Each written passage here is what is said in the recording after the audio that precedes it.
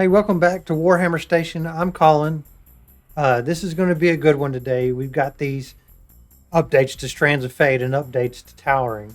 And really, what it means is modifying the points really hasty and really fast and not really addressing some of these problems that I think might be a bit of an issue that just aren't, you know, I think people complain really loud and the direction of what they were complaining about missed the mark just a tad, or um, I think it's a misconception of what actually is wrong here. So, Strands of Fate. Um, I mean, this is it was really powerful. So, what was happening with this, particularly with the Wraith Knights and some of the artillery piece tanks and stuff, was that you had Overwatch or a roll of a 6 to wound, turning the devastating wounds into mortal wounds on 2d6. And so, there's a battle report out there. I should probably play a clip from that. Is the Eldar player rolling one wound at a time, and if he hadn't had a 6 on whatever wounded, would substitute in a 6, and maybe he'd get a 6 on those other wounds, and it would just be you roll the damage for that stuff. And when that damage rolls over into the individual models, on a Space Marine, it's doing like 2 wounds apiece. So you roll up 8 wounds, that's 4 Space Marines. If you roll up, instead of just, being at one hit roll and one wound roll, it kills 1 Space Marine, no matter what the damage is, as long as it's greater than 3. But, you roll halfway decent damage and enhancing that with a 6 to wound, it's just doing great. It's just killing whole squads of Marines, whole squads of models, and just blowing up tanks willy-nilly, right? And that hasn't changed. It really hasn't, except you're limited. Eldar players are limited on a once per phase. And so, but even still, so once in the shooting phase, once in the charge phase, if the enemy charges you, you get a 6 to hit on an Overwatch, and then it's a bunch of mortal wounds coming across. So, and it's not just the Wraith Knight that can do that. There's devastating wounds on anything Wraith, and that one artillery piece. So it's kind of still going to be crazy.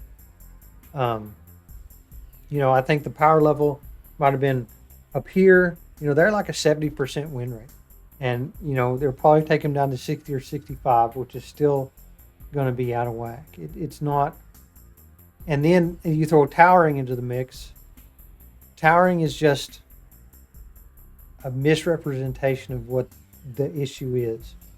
So, before I skip ahead, and then the indirect. And so, how they've chosen to correct this is updating what the points are on these problem models. And so, as you scroll through here, you see the differences in red. And the Night Spinner, right, has his points increased by a bunch. The Wraith Knight had his points increased. It used to be 370, so 105 points change. Support weapons and the Fire Prism up pretty decent amounts. But they're still going to be super effective out there, just shooting stuff.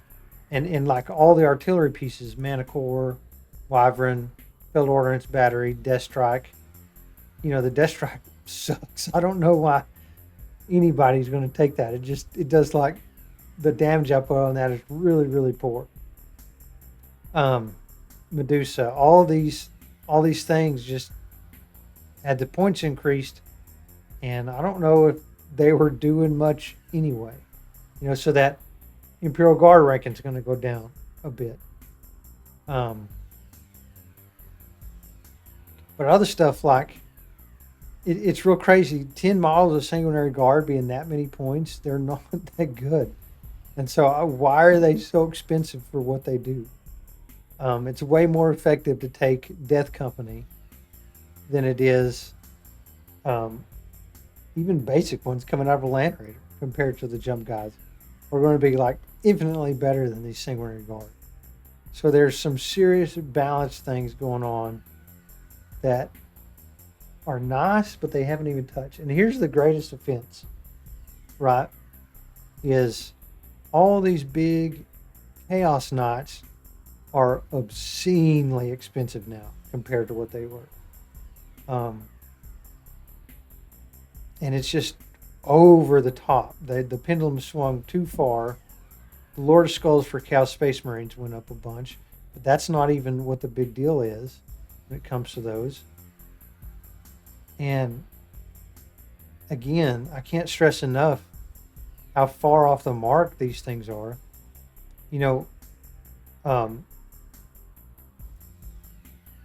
it's just crazy, the difference in points in these knots compared to, the Chaos Knight ones are more expensive, and they weren't near as effective as these Imperial Knights were.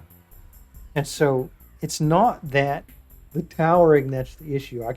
It is being able to, what their inherent rules are, being able to get so many rerolls just built into the model, high toughness, being able to be obscured like they are, to get a buff on a save, and having really effective guns.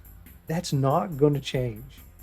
They're going to reduce the amount of the big stuff. They're going to increase the amount of the small stuff. And they're still going to be out there kicking butt and doing head and shoulders above effectiveness of Chaos Knights. I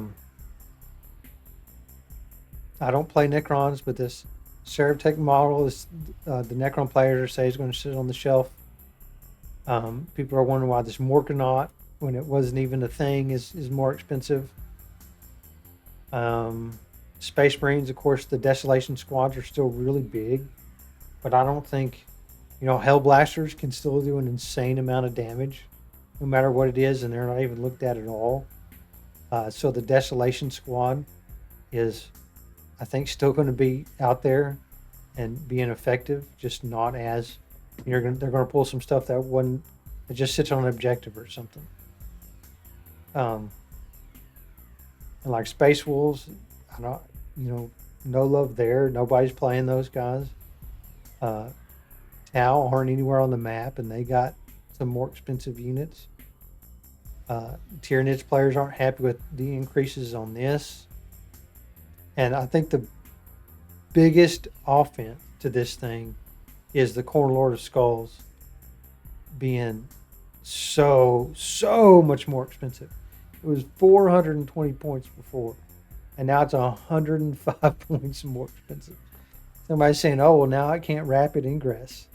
It's like, man, these things were expensive enough before to leave that much off the table. They died to Space Marines just as easy as it could be, or to Eldar. And it's really baffling my mind. It's breaking my mind why this model got so much more expensive. And then with World Leader stuff, I'm kind of biased, but everything is just so expensive. Like, nobody's ever going to take a Helldrake. When you compare Khorne Berserkers and their effectiveness versus stuff like Chosen, or even basic Chaos Space Marines, it's not worth it. The Exalted models, they don't have the durability for what this stuff is worth. The value just isn't there with a lot of these World Eaters models. So a lot of people are like, well, why didn't you nerf the towering rule? And I'm not exactly sure how that would even go, what they would even look like. It's really a conundrum. how these early tournaments, of course, they're all just doing Eldar, and if these percentages change on what, if the Eldar are going to go down a little bit because of these points, but really I don't think they are, because they're still going to be doing these devastating wounds. And then, like with Chaos Knights and Imperial Knights, it's going to transition from a couple big knights and a bunch of war dogs to one big knight and a bunch of war dogs, or just tons of little war dogs. But it's just a shame that all of these big models aren't going to see the table at all anymore. A lot of comments I saw were, I just got done painting my tyrant and now it's unplayable because it just takes up too much stuff and it wasn't that effective to begin with. It had like D3 shots, so on its big gun. So, and it didn't have devastating wounds or anything compared to the Eldar Wraith Knight. So lots of big question marks. I guess the silver lining on this is they are willing to adapt pretty fast. But this takes this. The intent of this is to take the most egregious things out of play, and I doubt it did that. I don't think it's enough. I think I've said that enough. I think that's a good video for today. Still got a bunch of plans in the works to get a lot of stuff coming down the pipe, with more tokens, more this and more that. But yeah, please like and subscribe.